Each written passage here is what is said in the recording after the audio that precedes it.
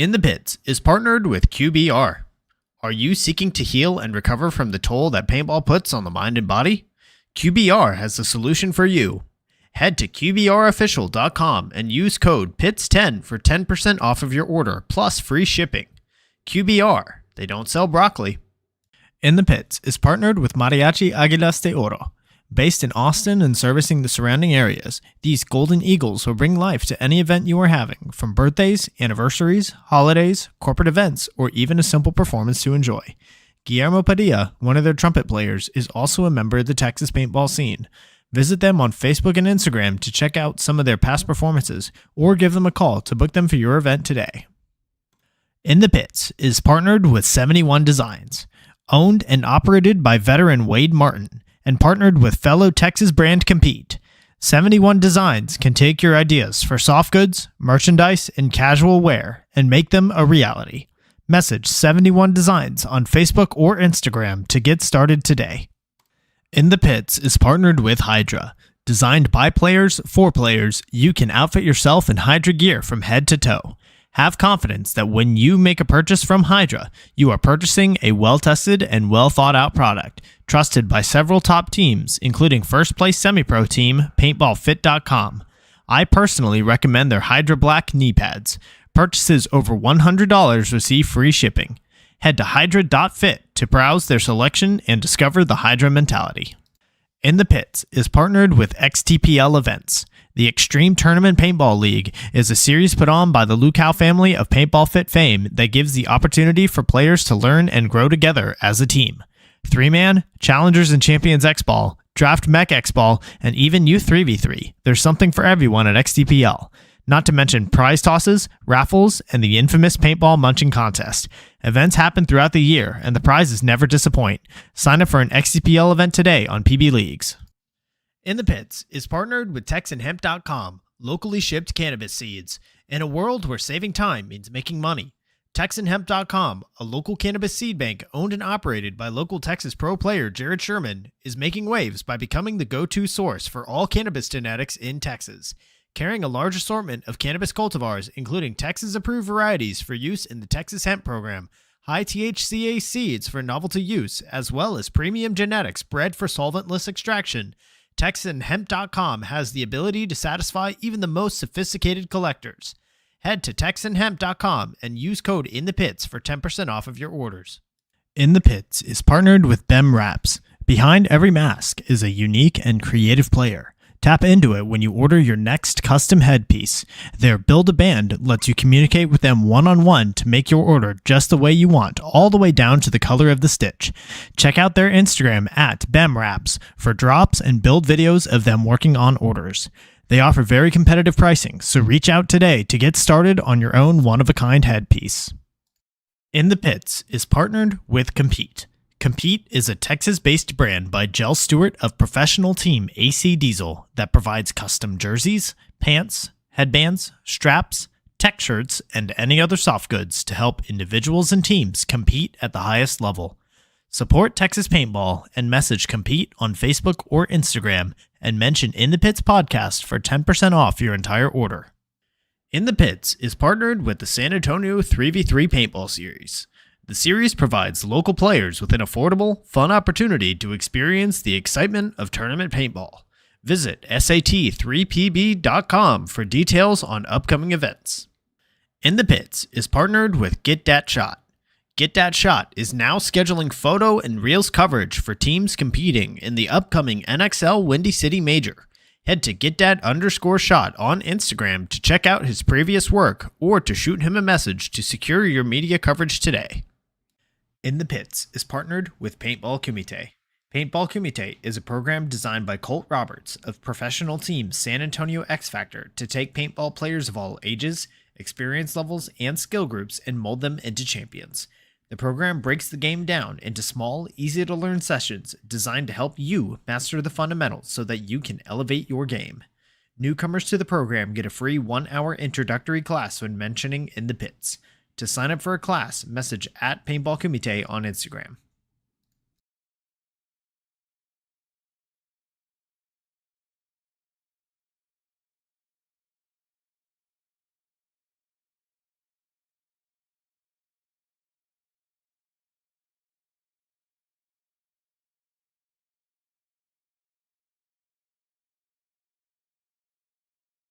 Good evening, everyone, and welcome to episode 124 of In the Pits Paintball Podcast. This podcast is focused on everything that has to do with the paintball scene here in Texas, from professional players and teams to new divisional programs, local tournament series, field owners, Texas-based brands, even photographers and videographers. Every week, we'll have a short and sweet episode with a new topic and new special guest. I'm Christian Dallas Smith. I'm a player for the Texas Titans, and this episode we're going in the pits with World Cup champion Trenton Mason, pro player for Paintball Fit. Trenton, how are you doing this evening? Oh, Trenton, can you hear me? Okay, hold on. Can you can you hear me? I can hear you now. There we go. All right, Trenton, so how are you doing this evening? Good. How are you? Doing great. Took a little bit of a hiatus from doing the show. Last week with the whole bag going missing at Cup thing, I was just like, you know what, I need a little bit of time. So it feels good to be back. Obviously, it was a very eventful, a very good weekend for Texas as a whole. Couple of Texas teams podiumed, and obviously you guys were the big story coming out of the event. So I just want to dive into it. So this one's brought to us by Hydra. So let's start with what the people want. You guys won the World Cup. So how are you feeling after the big win? It feels good. It's really just like a team win there, and it feels really good that everybody came together because, like, everybody knows that you can't win paintball just by yourself. So having your teammates, like having my teammates come together and all capitalize and win and like come show up in big moments when they needed to and just really all play as a unit, it just really felt good. It just showed that we can do what we put the time and effort into doing. Absolutely. I think the thing that you guys from the games, and I really only was able to watch your Sunday games, but from what I saw, like y'all were kind of bucking the let me try this real quick. Check 1 2. Hey, can you hear me? Hey guys, we will be here. We'll be right back.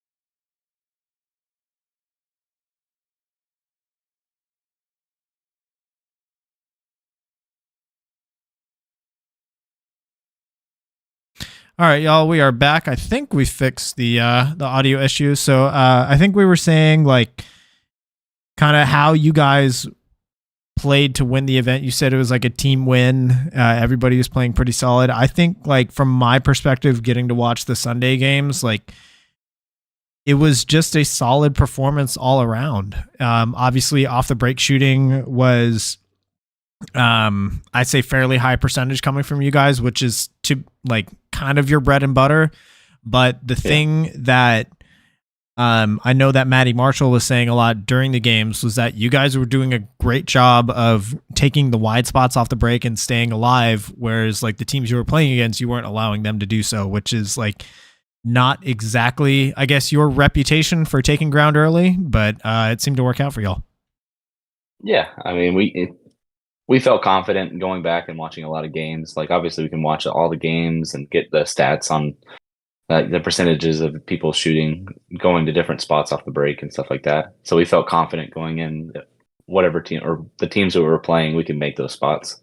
So we gambled it, and obviously it worked. I think we only died maybe one time the whole time on Sunday, going to those spots, maybe twice.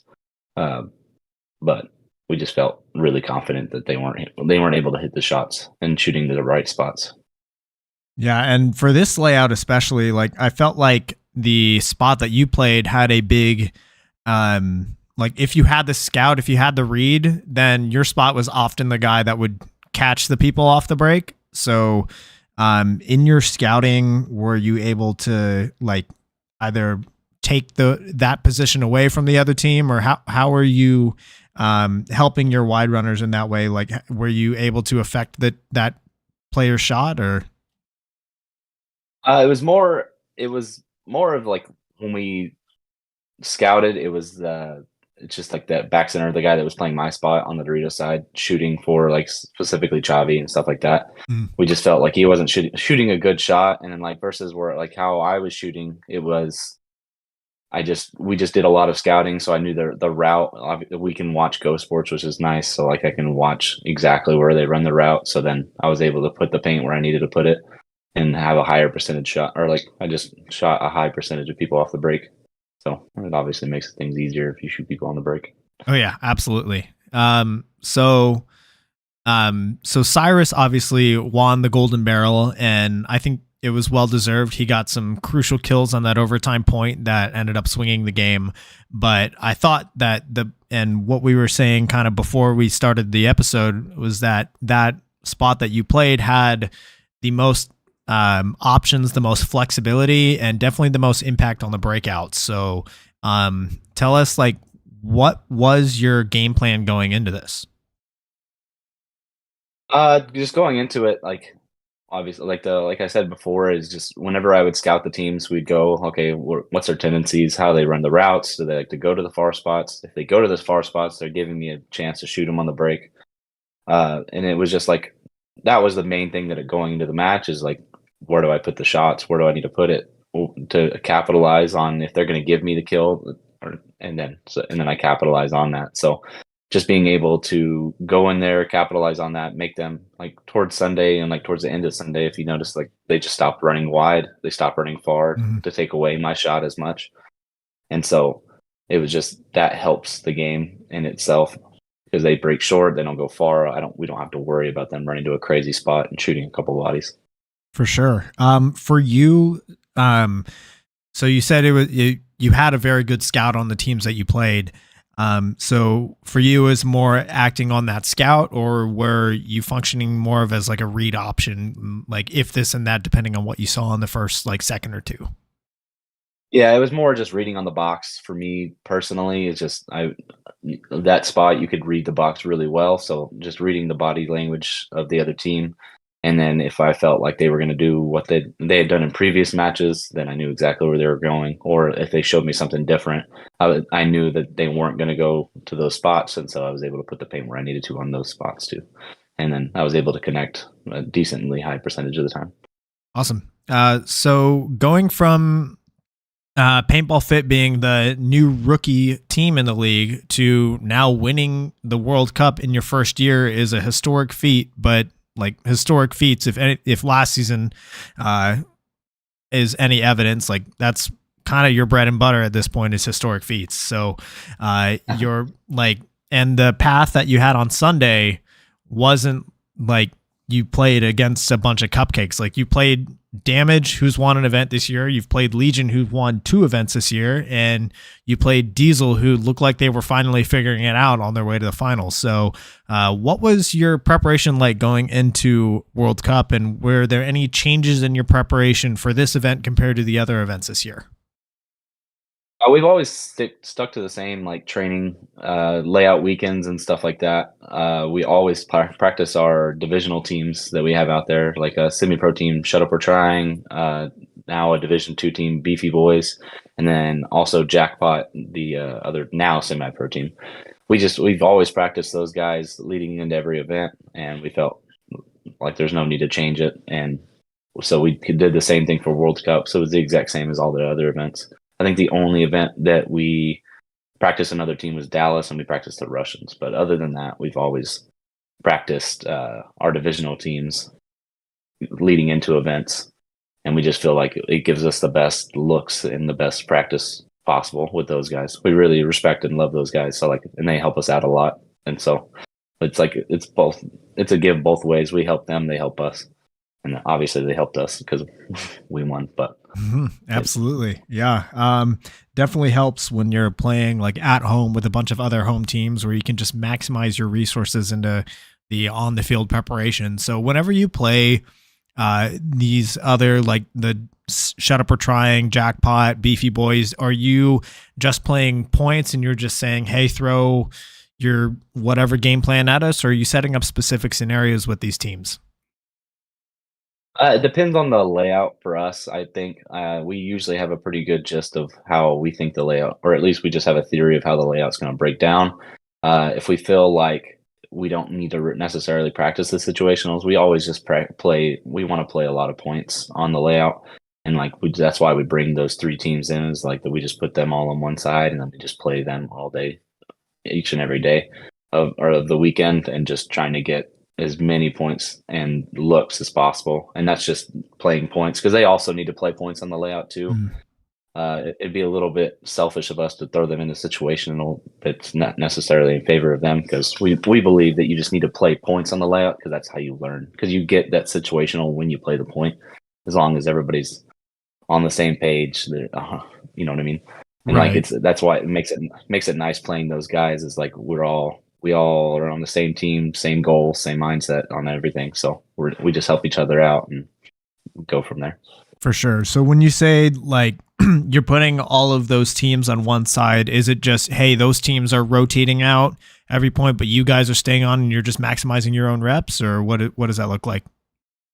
Yeah, correct. We just we play them. It's basically like a 2 to 3 rotation. Sometimes one of those teams will go off to another field to be able to play, just depending on how much points they want to play that day.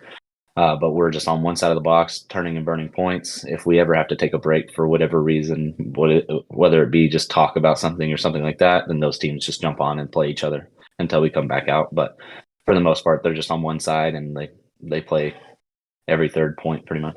Gotcha. Yeah, it's interesting to hear that mindset, like kind of similar to Damage, where they don't practice pro teams before events. Their sparring partner's been New York Wrecking Crew all year, and their mentality is that they don't want to help make other pro teams better. I'm not sure if that's the same reasoning that you guys have, but like, yeah, I guess just tell me more about that that mindset of having these teams specifically be your sparring partner on the layouts. It's mainly, so there's like two things to it, right? Like one, we don't like playing majority of the pro teams. It's just we feel like you get good looks from them and stuff like that, but it's harder to get people to want to play and then basically play the right way, if that makes sense. But with the divisional teams, like our divisional teams, we're owners of the field, so like it also helps our home teams and help develop those guys, because like we're all playing very important tournaments. They're also playing World Cup. It doesn't matter that they're semi-pro, Division 2, Division 3, Division 4. Like it doesn't matter to the division. Like it's still, they're there to win World Cup just as much as we are. So like helping them be able to perform at that level and hopefully win as well alongside us. Like that's really our goal and why we practice those guys in our divisional teams, because like we don't really look for non-fit teams. We're always looking at home, and like even TKO, whenever they play NXLs, we bring them along and throw them in the mix too. We don't like to throw too many team of our own team, so that's why we only stick to 3, sometimes 4. It's just because if you throw more teams in, then those divisional guys don't get as many points on the layout. And like I said earlier, like the most important thing is just playing. You have to play points on the layout. Like regardless, you have to keep playing points. You got to play as many points as you can, because you only get so many points on a layout before you go play the tournament. So you have to maximize your time in those situations. Absolutely. Well, it seemed to work out for you well this year. You've gone and like just climbed up incredibly quickly, and I'm curious if the professional meta going from, hey, experience and having veterans on your squad is going to win you events, to now it just seems like good old fashioned hard work is how you get there. And I'm curious how the rest of the league is going to adapt and react in the coming year. Yeah, I'm sure they'll dial into it. I mean, probably most of them will probably think it's just a fluke that it was like a one-time deal, but we'll see. I mean, either that or the writing is on the wall and we're about to see a generational shift and all these, 40 plus year old guys start to look for the exit door. That could happen. Yeah, we'll see. So let's go ahead and take a step back here. This question is brought to us by XTPL Events. So for those listening that maybe don't know about you, how long have you been involved in the Texas paintball scene? I think so. I got started in the Texas paintball scene whenever me and my family, the Lucaus, built Paintball Fit. So what was that? 2016, I believe it was, is when I first started out in the Texas paintball scene playing. We started out playing D4. It's because Johnny and Brody had already been playing paintball at the time, so they were D3. So a bunch of beginners had no choice but to play D4 because we could only have two D3 guys on the squad. So it was me, Colt, our dad, and then a couple of our friends, the Shipleys, and a couple of other guys, like the local scene that knew JD, Johnny, and Brody to come and play. And we started out. I mean, D4 back in those days is not like it is now. I feel like even then D4 was a little bit congested as far as Texas went. So you were playing like some pretty serious competition compared to what I guess the national standard of D4 was. Yeah. I feel like there was a shift like once more tournaments came out and like more higher ranked tournaments and like the NXL started doing more and people started playing those more. It like dispersed like like you said, the congested amount of people in D4. They started playing up maybe where they should have been or whatever it was. But yeah, we definitely, when we first started out, we got our shit kicked for sure. Mm-hmm. Yeah, that was a not the most beginner friendly environment for new players to get in. Not like it is now. Like even D5 X Ball now is like, hey, you better know what you're doing because it's not a forgiving environment. No, 100%. Like the skill level in Texas has gone crazily insane. For sure. For sure. So what are some teams that you've played for over the years? So I've played with. We started out as Apex Predators, so that team was around when JD, Johnny, and Brody were playing. They won a bunch and stuff like that with their friends. They kind of took a little bit of a break, and then that's when we started building the field. And then like that was just the only name that we knew, and that was like the organization. So like we just went in as that. We started playing as Apex Predators and D4.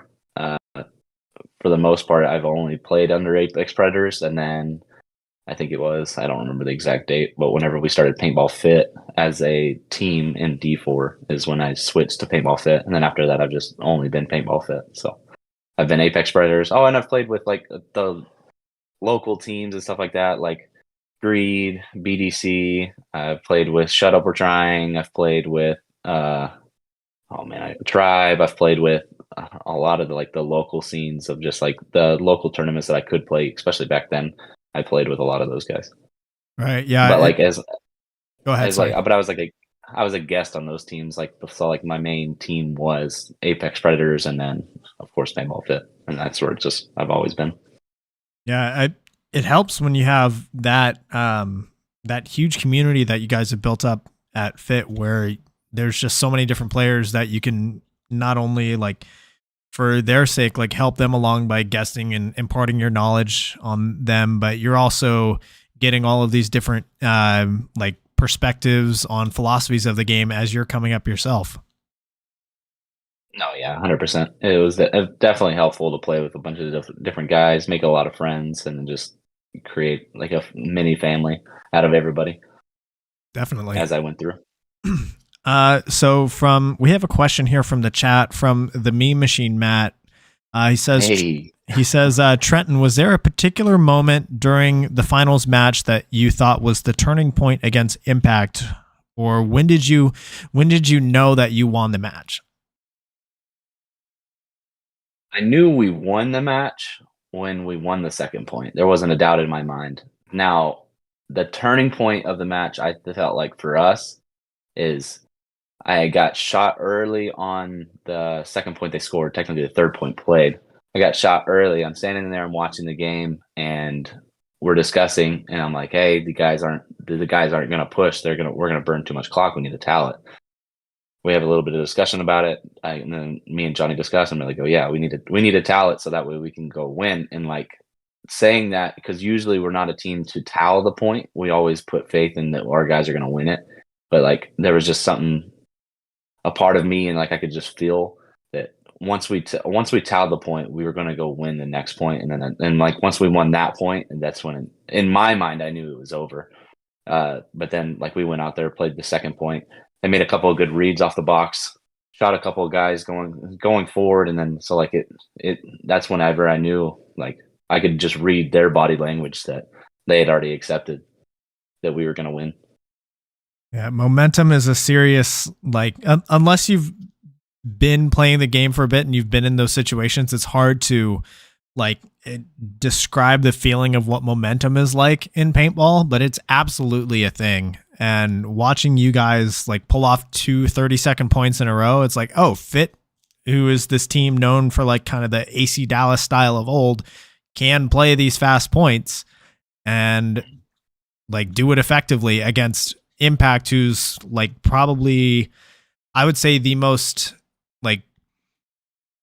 like fundamentally solid team in the league, I would say, for Impact. And like feeling that momentum whenever you got the first point, and it's like, oh, that took about 25 30 seconds, and just going out there and doing it again, you're like, okay, there's no way that Impact is going to be able to overcome this in overtime. And that's exactly what we saw. Yeah, and it was like after that second point winning, it's just like everybody looking at each other and understanding, okay, we did the fast stuff. Now let's go back to the game plan that we know we can capitalize on and execute. And that's why you saw like that point was like our traditional point. We shot a guy early, we start working, shoot another guy, and so on and so forth. So like it was just we went back to our game, because that's what I feel like a lot of teams will mess up on, is they come back in the fight and they go back and they score a bunch of points. They let the momentum take them away and make themselves back to ground. And so they like to try to go fly away with it, and then they ruin the point. They squander everything that they just worked for, because they thought that they had it all and they couldn't be touched, and then they lose the overtime point, or like the point right before it goes to overtime. And then so like to have like as a unified group, everybody just kind of look at each other and just understand like, yeah, like we did that, now let's go and win the point that we know we can win. For sure. Let me see in here. Okay.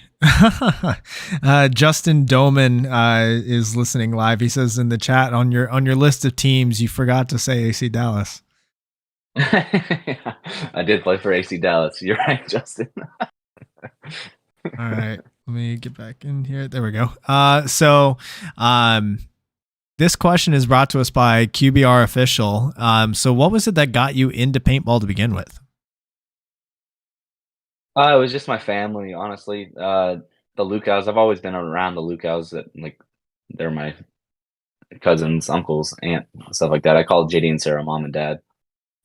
So like I've always been around paintball. I never played really. I've maybe played like twice, maybe 3 times when I was like real young. But like just being around the tournament scene, I thought was like the coolest thing ever. And like I came from a family that just didn't have a whole lot of money, so like I couldn't play paintball. I could just be around it. And so like as I was getting older and stuff like that, I was just like, man, I really want to play with them, and I want to go like win with them, because I witnessed them win local tournaments and stuff like that, and like it just seemed really cool at the time for me. So I was just like, man, I really want to do this. And so like as I got older, graduated, started getting money, then we got the business opportunity to like make a field ourselves. I was all in at that point. I was like, yeah, this is what I want. And it takes such a commitment at that level to make this like, hey, this is what we do. And like from your perspective, as the field was being built, which like was started what, like 9 years ago at this point, like it hasn't been all that long that Fit like wasn't a thing, and now it's like I would argue the number 1 field in the country. So like just how has that, I guess, transition been from, hey, here's an idea, we're going to make a field, to, oh, this is like what we do and we do it better than anyone else? Well, I think it's like one, we're all stubborn, so like once we set our mind to something, we're pretty much going to accomplish it. It's unfortunate for all of us because we're all very stubborn. But and it was just that though, is like we talked about it and we're like, hey, we're gonna go into like some ridiculous debt and we're gonna go build this field and like we have this dream and not a whole lot of money. So we're gonna have to borrow a lot of money and hopefully it works, but this is what we're gonna do. And so like and then we did it and it's like I said, we have no choice. Now we're in debt and we've got to make this thing work. And so like we just built it and kept building and keep improving to pay for all of his stuff. And like were around the scene before there was such things as Paintball Fit. So like they knew what players really needed and what they were really looking for. And like it was the same as me. I'm like, well, as like a bystander, just watching. I'm like, why don't they have covered pits? Why don't they have this? Why don't they have that? I'm like, well, it's not hard to build them. And so like we built them ourselves. I learned to trade. Luckily through high school and stuff like that, I learned welding, and that's kind of like what I did for a job until I could do like the Paintball Fit thing full time and just help pay the bills and stuff. But I was a welder for hell 6-7 years before I finally like jumped off and just did the whole Paintball Fit thing as a full time thing. But we just building nonstop, and like I said, we had no choice. We were in debt. So we got to do this thing right, and it's not because of the money thing too. Like I make a joke about it, but like as a family, we had a goal and we wanted something and we wanted to accomplish it as a family, and so that's what we did. Is like we wanted to build our dream just like anybody else wants to build their dream, but ours is just a paintball field and a paintball team as a family, and like that's why we all play paintball. If half of us didn't play paintball, the rest of us wouldn't play paintball. You know what I mean? Like it's all or nothing for all of us. So like us four brothers, and then our adopted brothers that are now pretty much brothers. Like this is our life, and this is like now we're start creating a legacy for us, and like for our kids in the future and stuff like that. Just something to be proud of.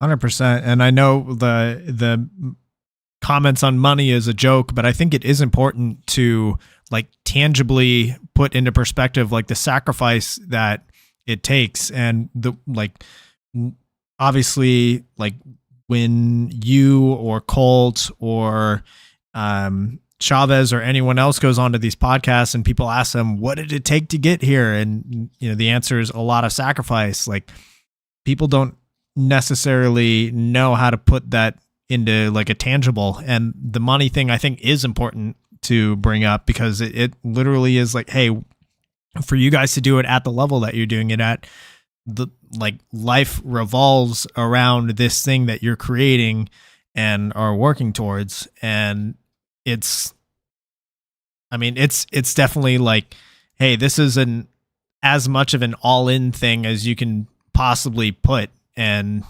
like for you guys to like achieve your goals after all of I won't say all of your goals, but obviously like winning World Cup has to be a big, check mark. And for you guys to do it. Yeah, absolutely. And for you guys to do it in the, I would say almost record time that you've done it in is definitely an inspiration. Yeah, and like that's part of like my internal goals too, is like to inspire people that always ask me like, why do you play paintball or how do you keep doing it? And like I help a lot of divisional people throughout the years of like at the field and stuff like that, and like I see people get discouraged. I see people like and they always act like, oh, I'm too old for this, oh, I'm too old for that. Like I'm 28 years old. Yeah, I know I'm still young, but like I'm not that young. And so like and a lot of people try to give up on it, but I'm like, no man, it's not as hard as everybody knocks it up to be. You don't have to be dynasty, you don't have to be 45 years old and be in the league, pro league 20 something years to win events. You just have to work hard. That's all. And like so like that being able to show that to people and to the people of Paintball Fit and like of the world, but like it's really just for like the homegrown people at Fit, is just like you can do pretty much anything you put your mind to. And that's like it's a really important thing, not only just in paintball, but in life too. Like if you can drive yourself to go do something and accomplish it, you can do pretty much anything. Yeah, for sure. And this next question, which is brought to us by Sasha with Pod Runners Union and the SAT 3v3, which his 3-man is this upcoming Sunday and it's sold out. So I'm going to be the head ref for his event. And if you're around, come out. If you need some motivation to come out, Sasha's doing a gauntlet run in his turkey suit, so you don't want to miss that. No, Sash. So yeah, so kind of along that similar train of thought, like what are some things that have changed within the Texas paintball scene, either for better or for worse, since you started getting involved in it? I feel like, so I'm not going to take any credit for it because I've just like a worker bee almost in a sense. I helped like a couple of guys, but there's 2 guys that really, in my opinion, have changed the paintball scene. And no, I'm not just saying this because they're my family, but it was just like an honest opinion because I came in when the paintball scene in Texas wasn't crazy. Like I said before, Paintball Fit wasn't a thing. The fields and tournaments and stuff like that were kind of everywhere. There wasn't like a status quo per se on how tournaments should be run and all of that. And like my dad, JD, and my brother, Johnny, coming into it and really, I would say grabbing the torch and taking it and like walking with it. And then honestly kind of running with it is showing like, hey, this is kind of how we need to treat players. This is kind of how we need to run events. This is kind of how we need to establish ourselves as a business. And like, them being there, and it's not only that, but like JD and Johnny are so great for teams. Like anybody, you can ask anybody in Texas paintball, and you ask them about JD or Johnny, and they're gonna have a list of good things to say. They're gonna say they helped me with this, they helped me with that, and that's really important. And I think that those 2 have done a lot for paintball, and especially Texas paintball, right? Because like, no, they didn't change the world of paintball, but they're changing Texas paintball because that's what they can control. They live in Texas. They have a field in Texas. Like this is our home. And so like them being able to improve on not only just the status quo of events, but the status quo of just how teams should be run and the status quo of how you should treat others is just like they do a really, really good job. Obviously that's the rest of us brothers enforced basically their beliefs, but like those 2 have created it. And the rest of us are just running with those ideas. But like for them, it's just seeing teams improve and like the way people talk about practice, the way people do practice, all of the XYZ, even hell now even pit stuff is being leaked. So like people are running their pits like we do, and like it's like that's kind of it, but it's all stemmed from JD and Johnny. So like I know that kind of like half-ass answers the question, but for the most part, I've seen it improve from those 2. Just it's really just the culture of Texas paintball and just growing that. And I think that's why Texas has grown so much and become so successful. Is it started with those 2, but then it just really became the community of just like them taking their beliefs and everybody just kind of running with it, and as a unified group being like, yeah, that sounds right. This is what we should do. Absolutely. And Justin Doman is here in the chat kind of echoing that statement of like how I guess paintball was in the DFW area before Johnny and JD like kind of started carrying the torch and implemented this new standard, which now Paintball Fit is the standard, and not just in Texas, but you see other fields across the country trying to emulate what's going on at Fit, especially with, I think the Nightball thing kind of set off a huge wave across the country. Now, so many other fields are offering Nightball. They have kind of a similar setup to you guys with all of the lights kind of stringing across the field so that there's hardly any shadow, if any at all. Even the glow in the dark stuff has, you guys have been a flagship for it. And that standard across the country now, you're seeing all of these other fields are, if they want to survive, they have to keep up, and they're starting to do that now. Yeah, and like you said, also like I'd like to add too, because you talked like the tidbit about the lights and stuff like that. Like even JD and Johnny had the great idea of like, once we got the proof of concept at Fit, it like kind of looked like a Frankenstein thing. And now we've got the our new system of lights that we just barely put up on Wednesday of the layout drop of cup. We literally were putting up the lights as they were building the layout underneath us. But that system is now like our product that we are now selling to fields anywhere and everywhere that want to buy those lights. It's kind of a plug and play, super genius system that doesn't run off a whole lot of electricity, just runs off a 110 plug. So pretty much any field, anywhere, you can run it off a farm compressor if you wanted, or farm generator. But it's black lights and white lights all in one package. So everybody, you'll start seeing around the world, all these fields will start having black lights and white lights. Awesome. I mean, I think that's a great advertisement right there. Like, and I'll have to take a look at that more. I'm definitely curious about it. If for anybody who happens to be listening, if they're interested in that, who do they reach out to? They just reach out to HydroFit. It would be JD or Johnny, but hydrofit.com. You can contact. It'll have all of our contact info. Just give us a call, and we'll give you the spiel. All right, sweet. So this next question is brought to us by Colt Roberts Paintball Kumite. So Fit is truly a family integrated team. You've got 3 brothers, and then of course the cousin on the team as like the actual blood family, but then all of the adopted family kind of surrounding it. So how has the experience been being on a team with so much family on it compared to maybe some other teams that you've been on in the past where there's not as much like family involvement? I think it's honestly really important. Obviously you don't need it. Like you don't need 4 brothers on the team. It obviously makes it really easy because we play 5-man. So 4 of us are already there playing. So we just need 1 more. But like you don't need it necessarily, but it definitely, it brings that extra love that's already there. You know what I mean? Like a lot of teams, you have to work for that love and respect. With family, you kind of already have that. We grew up together. We've lived together. Like we already had that. Now, obviously, like as being a family, we butt heads 24/7. But that comes with being family, and that comes with being brothers. And it just is what it is. I don't think anybody hasn't butt heads with their brother almost every day, or sister or whatever it is. But being in a family oriented team is it's definitely something that I would say you should strive for. But obviously, I know that's not feasible for most. So I'm very, very blessed to be part of a family, because I wouldn't want to do it any other way. I probably wouldn't play paintball if it was any other way other than being able to play with my brothers.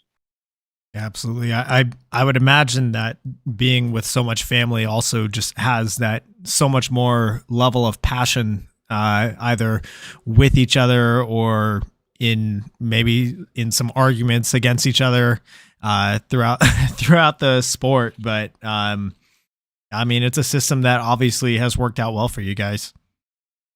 No, yeah, 100%. And like it's just like but it also brings winning. Like the winning part makes it so much sweeter because you can do it with your family, and like that's just a big thing. It's like a lot of people in the world, they always feel they need that connection, right? But like we are really fortunate and blessed to already have that connection. And not only do we have the connection, but we're doing all the same goal and all the same hobby and all the same fun. We're playing professional sport together, and we're being successful at it. And like we all have the same goals and able to accomplish those goals and just really enjoy it. So like it makes it, I think, that much sweeter than just winning in general. For sure.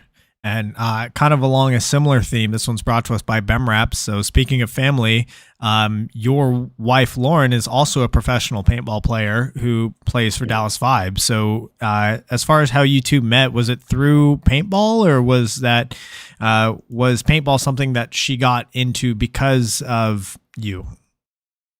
She actually played paintball before I did.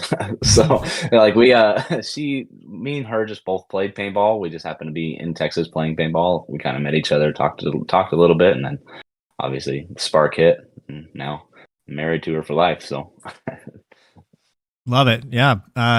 Just continuing the theme of family integrated team there. So how, this one's brought to us by Mariachi Águilas de Oro. So how is it being in a household that is all about paintball, does it make the balancing act between paintball and everything else in life a bit easier, or how is that?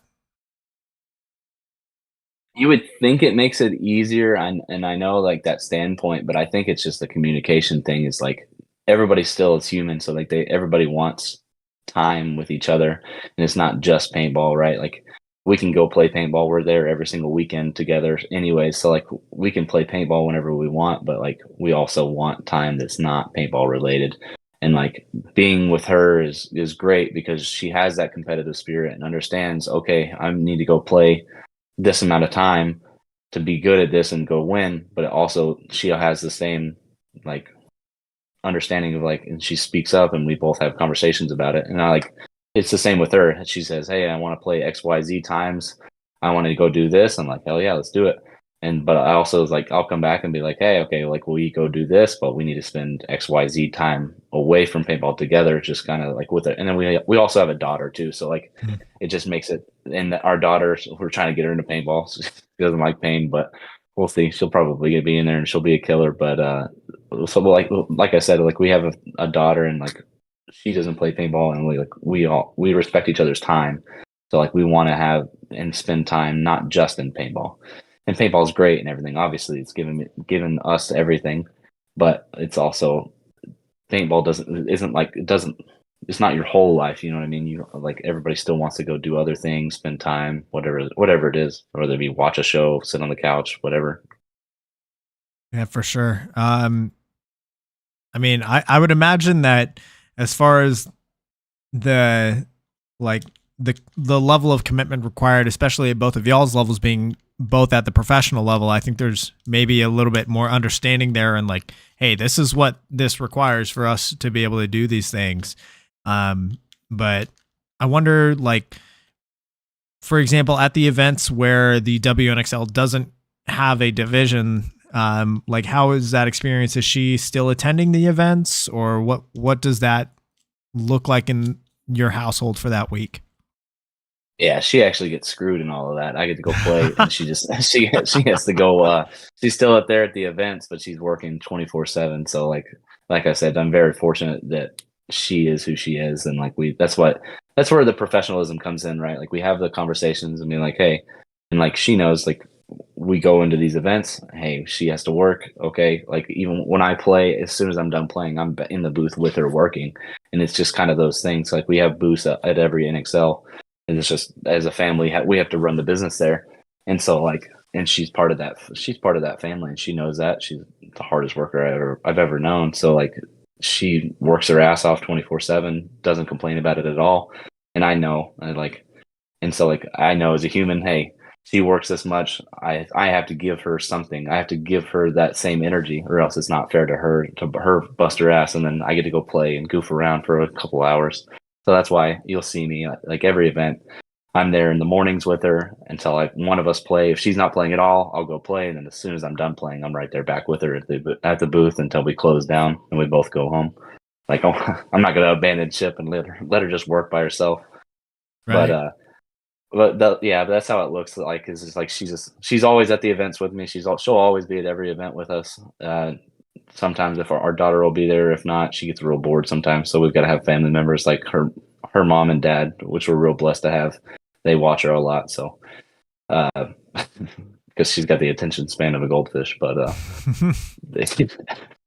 so but most of the time we're always working together, 24/7. We're always together, whatever we can do, and that's kind of like how we lived our life and how we've talked about wanting to do that. And that's what makes this thing work, right? It's not like, hey, I want to peace out from you and I want to go do this myself. Like I love her and she loves me. So like we want to spend time together.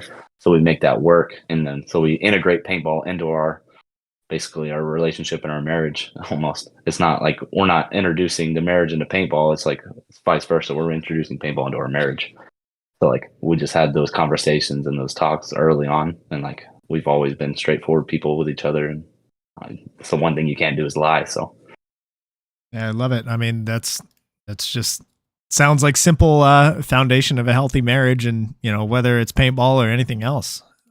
So it's great to hear that y'all's system is working out really well, and that it is possible for this thing to work even with the amount of commitment that paintball does take to be able to do it at the top level. 100%. And like, if people are like looking at it and trying to draw inspiration from us and stuff like that, like, no, you may not have a brand, so you're not there working at the field, but as long as you have that communication and you have that straightforwardness, I mean, like, hey, I need exactly XYZ time, and then I'll give you XYZ time, because it's always a give and take. You can't just constantly take and not give. That just starts an unhealthy marriage. So like, you always have to be humble and like understanding of yourself. I mean, like, hey, I'm taking a whole 2 weeks to play paintball, so like World Cup is a whole 2 weeks of paintball, like leading up to the event and the event. So like, now I have to give that time back, especially to our daughter, which like, because she doesn't understand, like, she understands, like, we went and win, she's like, that's awesome, but what are we gonna do? So Right. Definitely. But, yeah. that's how we make it work. Yeah, for sure. All right. So we'll get to those questions in the chat in a little bit. This next one's brought to us by Jared Sherman and his website, texanhemp.com. So there are a few family names that I would consider paintball royalty. So I would say like the Yakimex, the Rabikoffs, the Cornells. I'd even put the Edwards brothers in there, just to name a few. And at the top of that list, I would put the Lukow family. So how is it being a part of that name? Do you feel like any sort of like pride or even responsibility for being a part of it? Yeah, 100%. Is like, I know I don't share the Lukow last name, but I know I'm 100% a part of it. Everybody that knows Paintball Fit knows that I am a Lukow. Like, my name may not be Lukow, but I am a Lukow. And like, so I know that we are creating a legacy for that name, and so like, it means the world to me to, like, because we're not going to have our dad forever. We're not going to be in our prime, and we're not going to be able to be playing paintball forever. So like, all we're going to have left is like what we left for the scene of paintball and kind of our legacy. And I know I had played a really important role in that. Like, I'm an owner just as much as they are in it, so I also have a hand in doing all of this stuff. So it's very important to me to be able to create a legacy that withstands all of us and just like outlasts all of us. Even when we're all gone, people will still talk about us and just talk about the Lukow name. Even if they say Lukow, I'll still feel pride in just them saying Lukow, because I know that's part of me too. And I've always understood that. That's why I went into business. I had no worries about putting my name on anything. It's just, I knew that as a family, we were going to do this and do it right. So I wanted to create a legacy with them. For sure. And I think that obviously your legacy has come from just the amount of hard work that y'all have put into building the field Paintball Fit, the team, the Hydra brand, the XTPL league. There's so much investment that you guys have put into just about every aspect of the game, like from a location to a league to merchandise to playing gear to like the players that you guys are on the field. So I've heard or I've seen, I guess, comments on Facebook and on Go Sports of like, hey, Fit is the new, like, Fit's building their own dynasty. So I guess, do you guys have a vision of what that's going to look like from like all of the different brands that y'all have? I think that we built the brands in order to support ourselves and to support our dream of playing paintball. And obviously our dream was just like to win as much as possible and like continue to have that dominance in paintball like we started out having. We kind of set the status quo for ourselves when we first started out playing. We had a very successful like opening season as Paintball Fit, and that's kind of like just been our mindset ever since. It's just, even if we fail or we drop and we lose and stuff like that, we're constantly coming back. And that's kind of like where we attack it with our Hydra stuff. And that's like kind of why we put Hydra mentality on most of our stuff. Is just like, you cut one head off, then we come 2 back, 3 back. It's just though that unrelentless like will to just keep going. And that like, that's kind of how we've always approached anything and everything with the field, our gear, us as players, us as a family and stuff like that, we constantly are trying to improve, because we know if you're not trying to improve or you're not trying to do anything, then you just stay stagnant and you fall off. And that's kind of what we don't want to do, because I mean, if you really think about it, we've put too much time into this. Like, I mean, we're almost at 10 years. And so like if we stayed stagnant now and we just didn't do anything after this, it's kind of just 10 years to waste. Now I know we did great things in the past, but like I felt like those were stepping stones to create and accomplish something even greater. So like we would kind of be shooting ourselves in the foot and kind of doing ourselves and our family and our friends a disservice to kind of just stay stagnant. And like we've all got that belief, so that's why we keep playing and keep going forward. I love it. You're not done yet. And not done yet. Oh yeah. So this next question is brought to us by my teammate Thomas Fust and his brand FU Athletics. So throughout your entire paintball career, what has been your favorite moment so far?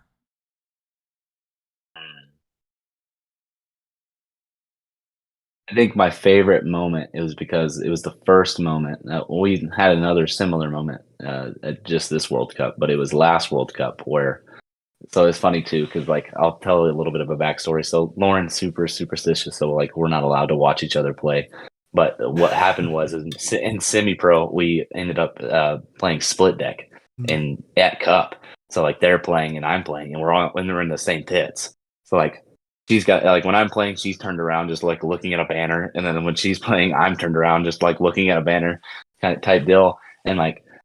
And just listening to the game and just hearing all like the cheers and stuff like that. And like for us to both win.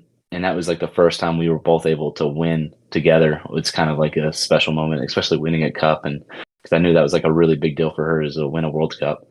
And like, obviously that's a big not a bucket list thing, but like it's a good accomplishment for me too. So like, that was like my most prized moment is like both of us being able to win together. And like being able to perform on basically the same stage. We were playing at the same times and stuff like that. And it was just like a really special feeling. That one will stay with me forever for sure. I mean, I don't think there is going to be hardly anyone that is able to say that, hey, I won World Cup while sharing a pit with my wife who also won World Cup. Like that's a one of one thing right there. Yeah. And that experience, treasure that for sure. I was like imagining maybe when you pulled off the 5-peat or maybe just winning the World Cup as a rookie team. But man, that experience right there definitely trumps all of that other stuff. Yeah. So this next question is brought to us by 71 Designs. So we're now officially in the off season. What's Fit's plan between now and the Tampa Bay Open in 2025? First off is to take a couple of days off. I've already taken a couple of days off. I know a couple more of us are taking some time off, taking some well-deserved time off, and then getting right back at it. I know we've got an event coming up in 2 weeks. We have the Champions Challengers and 3-man, and so we're looking forward to that. I'll be playing with that with BDC, and then the guys will be playing with some of their teams as well. So like we're looking forward to that. But in the meantime, we'll be taking some breaks, and then once that tournament happens, then it's kind of just back to it, and the season starts already. Alrighty. Any other things that we can look forward to for Fit? Like any maybe additional pickups or tryouts or things like that? We're pretty comfortable with what we've got going on. We don't never really look and hold tryouts too much for players and stuff like that. And like everybody that we have is all going to come back next season. So like we're pretty comfortable where we're at. We're really proud of how everybody's performing, and I think we're just going to keep rolling hard with what we've got, because everybody's not just if, but when they perform on that stage, and like everybody on the team is going to play really good when they get put in. So we have no doubt. So we're solid with what we got for sure. And I don't know if this would be something that you could talk about at this time, but even just like a yes, no comment. Are there any changes as far as maybe sponsors for the team go for next year? I think we're gonna keep with the same sponsors. Like obviously we'll always be a GI team. GI is too good to us, and like they're just you can't argue with GI. But everything else, in Planet Eclipse, like we won't ever go from a Planet Eclipse gun unless Planet Eclipse goes bankrupt somehow. But I love me some Planet Eclipse guns. So like those sponsors don't, and those are like the main sponsors. Then obviously Hydra and stuff like that. That's our company, so we're not going to change from those things. So, and then like the Virtue loaders, like we have the Control loaders. So, and we're not going to change from those. We were really happy with how the Control 2s performed at Cup. So we're not looking to change anything. All right. Anytime soon. Cool. So getting to a few more questions in chat here. Bobby Kramer asks, either on the field or off the field, could you give me your top moments of Cup weekend?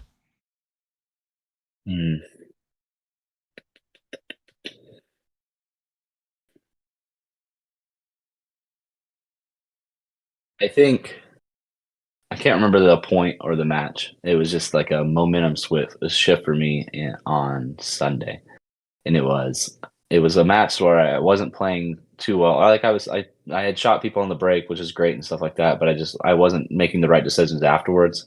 I was like one of the first ones dead, like 3 points in a row, and like coming off the field, like obviously a little aggravated, but I'm still in the match. I'm still in there, but just being able to see my teammates, like being the first one dead, and then like watching my teammates be able to perform and then like continue to just win the point, like undoubtedly it felt really good to me. And like those are some of the moments that I'll always cherish, because like everybody is a player, like me and everybody here, anybody listening, everybody always tries to hold themselves accountable and always tries to like make it to where they have to win the point and they have to win the match, and like they're too hard on yourselves and stuff like that. And like it's good to be hard on yourself. It's good to keep yourself humble, and it's good to keep yourself like going straight forward and always wanting to get better. But to have the feeling of like you not being able to perform, but then having your teammates perform, it inspires it inspired me to be better as a teammate, because I'm like, man, if these guys are fucking performing, I've got to step it up.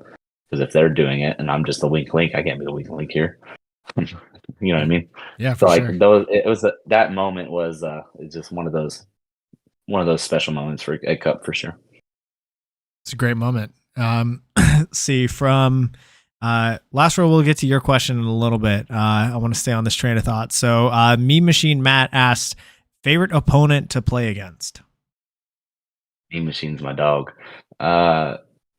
Favorite opponent is, I would think, Justin Rabagoff. I really like the way he plays.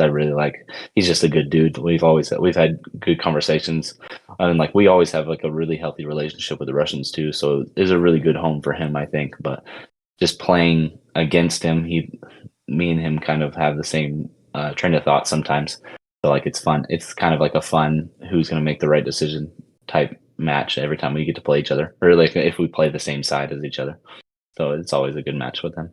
Yeah, I saw after y'all's match in the quarterfinals that he was definitely giving you guys props after the game was done. So it was cool to see that. Yeah, he's a good dude. Yeah. Both Justin Doman and Daniel Diaz from Helotus Fusion, they both ask, how did Hydra get in with Sandana? So they had reached out to us originally, and then kind of like how us, like the Hydra brand is, we're always wanting to have our brand on things. We're not necessarily like open, or like we sell stuff at we have a paintball field, and so we sell all products, but like we kind of liked Sandana and stuff like that. Like all of the guys like Sandana, and so like they reached out to us, and we were like, well, hey, how do we get kind of like a mix between brands? Like let's do something like with Hydra and Sedan, and they were like, absolutely, let's do it. So like we kind of worked on it, and that's where kind of the three-headed snake thing came onto it. And like they're just a solid business to like coexist with. So like we won't change anytime soon. Those guys are just super solid and just really like take care of us, and we take care of them. And like obviously they just make really good fucking headbands. I don't wear any, but they make really good ones because all of the guys like them. So like that's why we make them. And like I said, they're just really good people to coexist with. And zero headgear. That's like who's it? Moorhead that doesn't wear any arm pads, but you wear zero headgear. That's like almost unheard of. Yeah, I know. It's an uncomfortable. It's like an uncomfort thing for me. I like whenever I first started, I wore a headband, I wore a beanie, I wore a headband and a beanie. Kind of just like because it's just like when you join paintball, what does everybody say? You got to get a headband, you got to get a beanie, you got to look, you got to do this, you got to make it look like this. So I was like, I mean, all right. So I started wearing it, and I'm like, man, this shit's really uncomfortable. And like, excuse my language, but I'm like, man, this stuff's I don't like it. Like it's just uncomfortable. And then one time I forgot it. One time I played and I forget it, and then I play and I'm like, man, this is kind of nice. And then I just stopped wearing it the second day, third day, fourth day, and I'm like, I'm going to kind of stick with this because this is way better. And I know not anybody that's listening is like, you are insane. It just headgear just doesn't work with me. Now, if it's cold, I will wear a beanie because I hate when my ears get cold. But other than that, if it's not cold, I'm not wearing anything.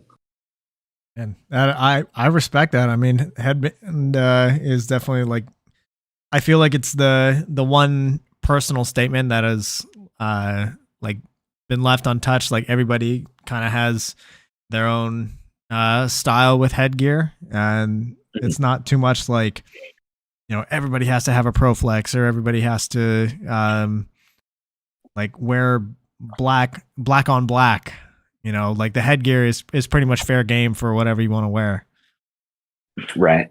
And that was like, even back to the question about Sandana, it's like all of the guys wore Sandana anyways. And then we're like, well, how do we put how do we get our spin on it? And how do we make something with these guys? And so they reached out to us first and we're like, hey, let's do this. And so like, that's kind of even how it works because all of the guys wore Sandana and Venom wear anyways.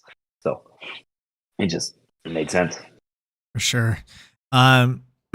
Elite Audio Video asks, Trenton, what other hobbies are you into outside of paintball that let you decompress? The problem is I haven't had too much time to do it, but I do like to just dabble in video games. I don't really play as hardcore as I used to really anymore, but I'll just go grind like a 7 Days to Die with Brody. Just mindless games, something like that. Just kind of build your own stuff, kill a bunch of zombies, just have a good old time. And then really my go-to thing is when I come home, I'm like, all right, I look at my wife Lauren, I'm like, all right, what's the show we're watching? She's got me on, she picks out some fucking bangers of shows. So we watch a whole bunch of different shows. I'm like, all right, what's the next episode? So sometimes I'll even be I'll be racing home just so I can get everything done. And I'll be like, all right, let's get one episode. Because sometimes I'll show up late to the house. It'll be 9 o'clock. We got to go to bed at 10. I'm like, all right, we got 1 hour to one episode. Let's do it. Let's go on. I love it. Yeah, I definitely know that life where the PlayStation or the Xbox just becomes the Netflix box. Yeah, that's exactly what it is. I love it. All right. So we're going to get to Lastro Lopez question. So my dude. Yes, sir. His question is, how long would y'all make it in the Hunger Games? Oh, dude, I think we'd probably last really long, in my opinion. I don't know, man. Well, the real question is what kind of house do we start as? Do we start as just like a peasant? Because if we start as a peasant, we're already screwed to begin with. We're just gonna be a nomad tribe, just trying to we'll just murk some people and steal some money. But just depends on the house. But I think if we were a house, no matter the house, if we were a house, I think we'd do a pretty solid job. Yeah. I guess my question is it hey, tomorrow morning when I wake up, are we going in, or is it do I get the month or 2 months or however long it is in the movies to prepare? Is if we get some preparation, I feel like it the being able to think clearly while the adrenaline is flowing through you is definitely a huge plus compared to most of the other entrants who are just getting thrown in and they're scared for their lives, Yeah. And mostly I have a Brody. So if we just get thrown into it, he's just all right, this is what we're doing. We're doing it. All right, let's do it. We just go ham. Everybody just follows suit. They're all right, that sounds good. Let's do it. Yeah, for sure. Yeah, Brody would definitely be my pick for you guys. No question. All right. So this question is one that I ask everybody that comes on the show. This one is brought to us by Get That Shot. So be sure to message him if you're ever needing any media coverage. Message him at @GetThat_shot.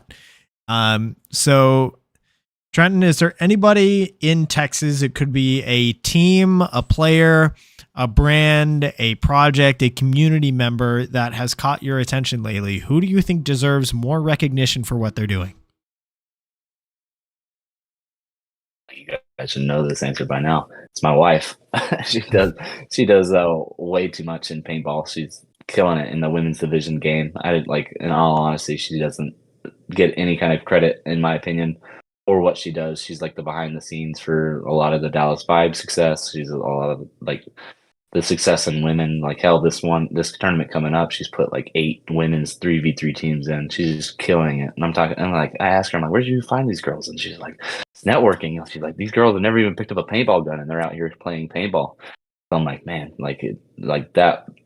that kind of, and she has like a youth women's team too as well, like youth girls team, the Dallas Dolls, and like she runs all of that, and she just really kills it with those. And like hell, like one of her players is now on Dallas Vibe and just killing it out there too. So like, and all of that was just thanks to Lauren. And so obviously I'm just gonna say she's gotta get the credit for that, because like she's killing it in that aspect of the game. And a lot of people just gotta understand, like with women's paintball, it's a really big deal, because that helps grow paintball itself, because that we're talking about more than 50% of the population can now play the sport and like introduce it to the sport and keep playing. So like that just grows numbers, and numbers is what we need right now. Well, no matter what it is, numbers of like viewers, numbers of players, we just need numbers to increase. And so like then that's how we get this thing big. So she's doing her part, and I feel like she just doesn't get any credit other than me just shouting it from anywhere I can. But so I'm going to use your platform to say, Lauren, she needs Absolutely. more credit. Yeah, she's been a major champion of like women in paintball for a long time now, and we see it with like, hey, the Dallas Dolls won World Cup in the WNXL Amateur Division. Vibe got another finals appearance.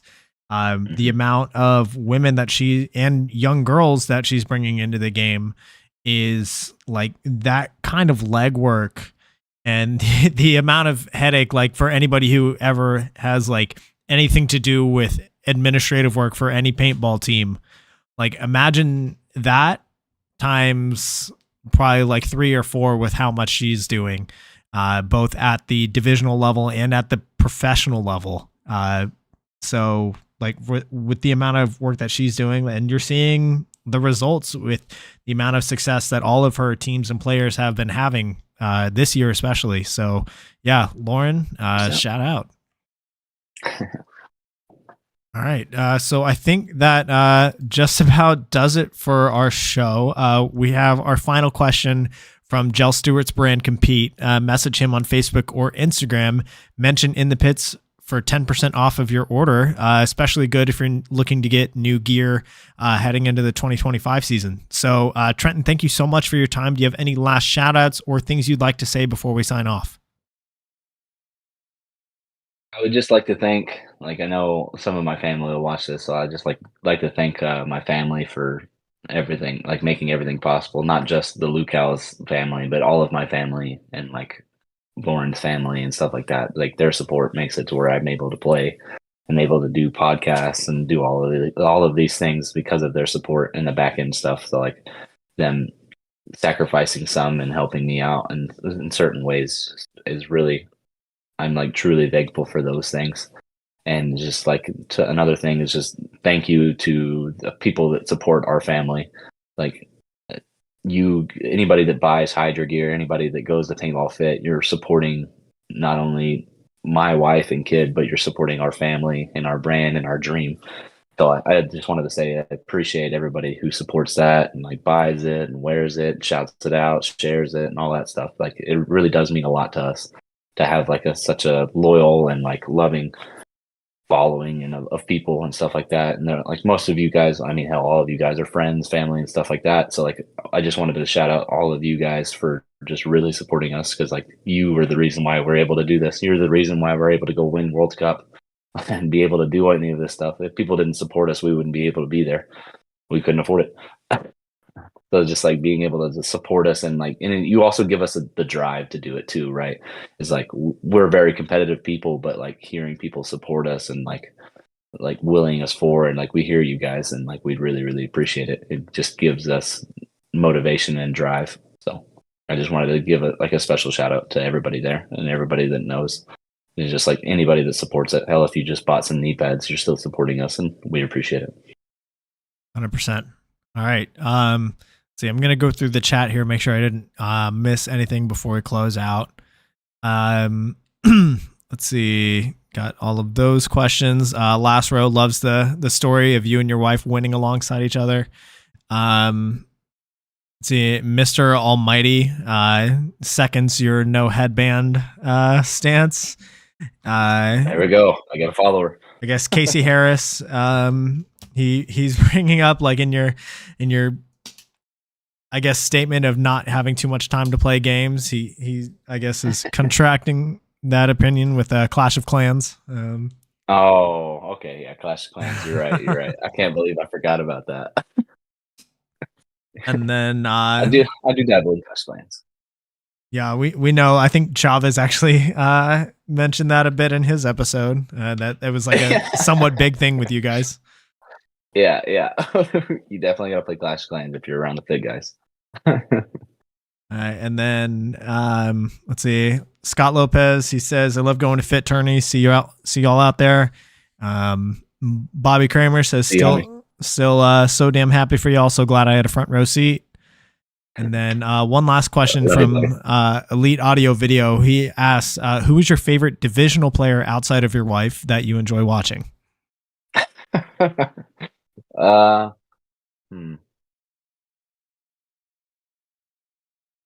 That's the problem too. Is like I have so many that I like.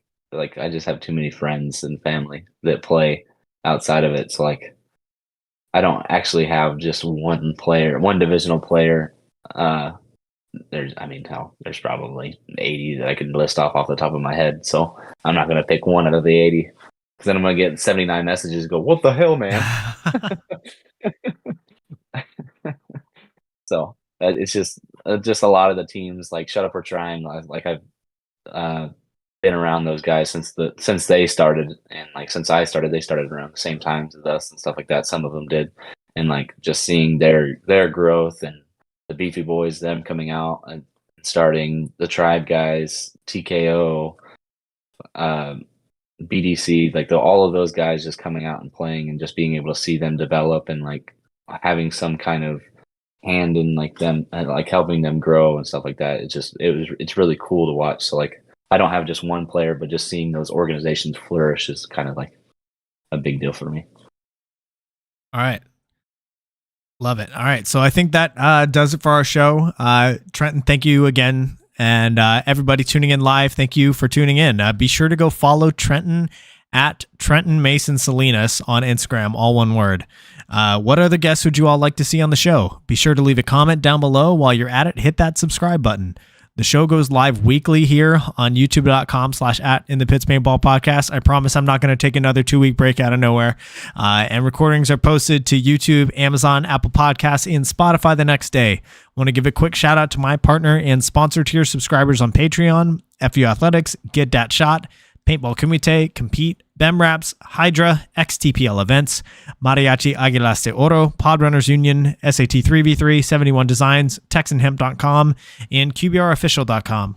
So we will see you guys next week for episode 125. And if you are at Sasha's 3v3 event this Sunday, I'll see you there. And I think that does it for our show. Trenton, thank you so much. And don't shoot my boy too much. Leave Sasha alone. Only shoot him a couple of times. He's too good of a person. Don't shoot him too much in the gauntlet.